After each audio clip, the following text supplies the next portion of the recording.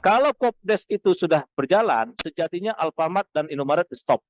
Kalau mereka sudah sangat besar, sangat monopoli selama ini, ya tentu akan menjadi ancaman bagi Kopdes. Saya setuju. Kopdes jalan, Alfamart cukup sampai di situ, Pak. Sudah 20.000 lebih Alfamart dan Indomaret. Dan luar biasa tuh merajalelanya.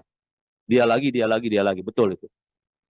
Kekayaannya sudah terlalu menurut saya untuk Republik ini. Pertanyaannya satu, ini lagi bangun ekonomi kerakyatan atau lagi bikin versi baru monopoli yang dibungkus sama koperasi? Pemerintah resmi bilang ekspansi retail modern di desa itu akan direm dan bahkan di stop. Di sini mulai terasa ironinya cuy, di mana pasar sedang mencari jalan, mencari bentuk paling efisiennya sendiri. Pelaku usaha bersaing, konsumen milih mana yang paling murah dan paling gampang dijangkau. Tiba-tiba negara masuk dan bilang cukup sampai di sini aja. Karena kalau pemain dibatasi bukan oleh pasar, tapi oleh kebijakan, arah kompetisinya otomatis berubah dong bos. Dan gue tahu ini semua dilakukan cuma agar program Kopdes atau Koperasi Desa Merah Putih milik Prabowo Subianto nggak ada saingan. Ya emang wacana ini terdengar manis di permukaan cuy.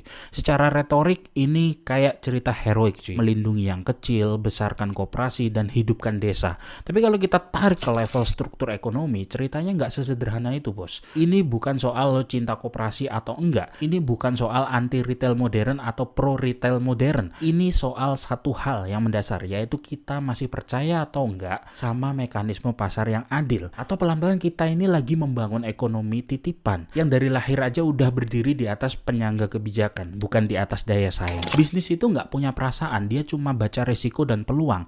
Kalau di dalam negeri makin sempit peluang mereka, ya mereka cari ruang di luar negeri. Dan itu udah mulai kelihatan gitu loh. Ekspansi Alfamart di Bangladesh bukan sekedar kabar perusahaan buka cabang baru, tapi sinyal bahwa modal dalam negeri mulai cari nafas di tempat lain. Logikanya sederhana, ngapain bertahan di rumah sendiri kalau harus dianggap sebuah masalah terus-menerus? Padahal kalau kita lihat kondisi sektornya, tahun 2025 ini saham-saham retail seperti HMRT dan Dinet emang lagi tertekan gitu loh. Daya beli masyarakat melemah, anggaran pemerintah dirasionalisasi, ekonomi belum benar-benar stabil karena MBG, canda.